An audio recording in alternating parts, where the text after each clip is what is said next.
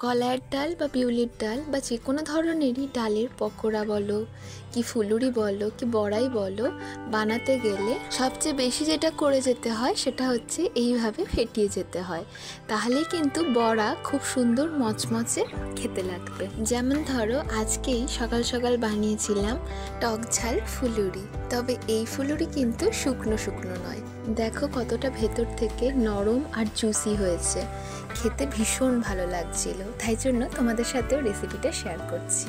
আসলে কি হয়েছিল, কালকে রাত্রিবেলা মা এই কলাইয়ের ডাল বা বিউলির ডাল যেটাই তোমরা বলো সেগুলোকে ভিজিয়েছিল।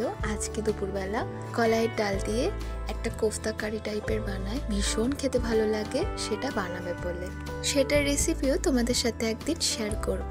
তো মা বলল ডালগুলোকে একটু বেটে দিতে, তো ডালগুলো বেটে দেওয়ার পর দেখলাম বেশ অনেকটার মতোই ডাল হয়েছে, তো সেইখান থেকেই খানিকটা ডাল নিয়ে আমি আমার মতো এই রেসিপিটা বানালাম। কলাইয়ের ডাল যখনই মা ভেজায় তখনই আমি এটা বানিয়ে খাই, এটা আমার খুব ভালো লাগে খেতে। ডালটা বেটে নেওয়ার পর জিরে আর শুকনো লঙ্কাকে এইভাবে ড্রাই রোস্ট করে একটু মুড়িয়ে নিচ্ছি, খুব সহজেই এটা বানানো যায় আর খেতেও খুব ভালো লাগে। তো এবারে খানিকটা মতো বাটা ডাল আমি নিয়ে নিচ্ছি, তো এবারে ভালো করে বেশ অনেকক্ষণ ধরে ডালটাকে আমি ফেটিয়ে নিলাম। কড়াইতে রিফাইন্ড অয়েল গরম হতে দিয়েছি, এবারে ছোট্ট ছোট্ট করে ফুলুরির মতো ভেজে নেব।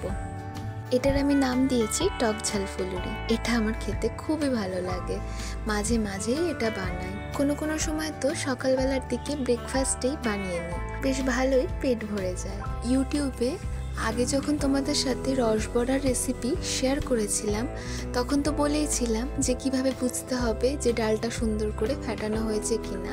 লো ফ্লেমে ফুলুরিগুলো ভাজতে হবে, তাহলে বাইরে থেকে পুড়েও যাবে না আবার ভেতর থেকে কাঁচাও থেকে যাবে না। কলাইয়ের ডাল তেলে দিলে তো এইভাবেই গায়ে গায়ে লেগে যায়, তো সেটাও সুন্দর করে ছাড়ানোর একটা উপায় হচ্ছে আস্তে করে উল্টিয়ে দিতে হবে, ভালো করে তলাটা একটু ভাজা হয়ে গেলে তখন ছাড়াতে হবে, যদি কাঁচা অবস্থাতেই ছাড়াতে যাও তাহলে কিন্তু শেপগুলো পাল্টে যেতে পারে। দেখো খুব বেশি বাইরে থেকে ভাজিও নি আবার ভেতর থেকেও কিন্তু কাঁচা নেই, এইভাবে সুন্দর করে ফুলুরিগুলোকে ভেজে নিতে হবে। নুন ছাড়া হলেও এই ফুলুরিগুলো ভাজার পর এত সুন্দর খেতে লাগে, আমি তো গরম গরম ফুলুরিগুলো খেতে থাকি।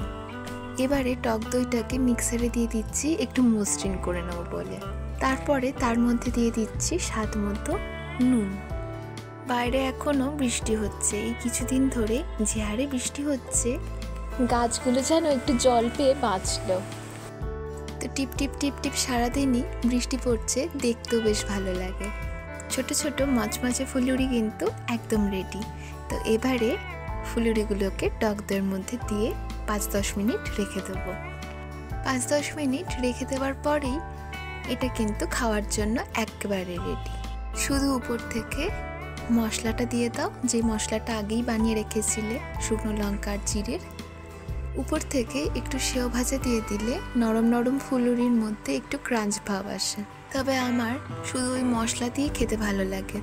টক ঝাল ফুলুরির রেসিপি তোমাদের কেমন লাগলো কমেন্ট করে জানিও, ভালো লাগলে চটপট একটু বাড়িতে বানিয়ে নিও, খেতে খুব ভালো লাগে। বা আমার মতো যেদিন এই ডালের রান্না হবে বাড়িতে সেই দিনই বানিও। রেজ অফ লাইফ চ্যানেলটিকে লাইক শেয়ার সাবস্ক্রাইব করতে ভুলো না।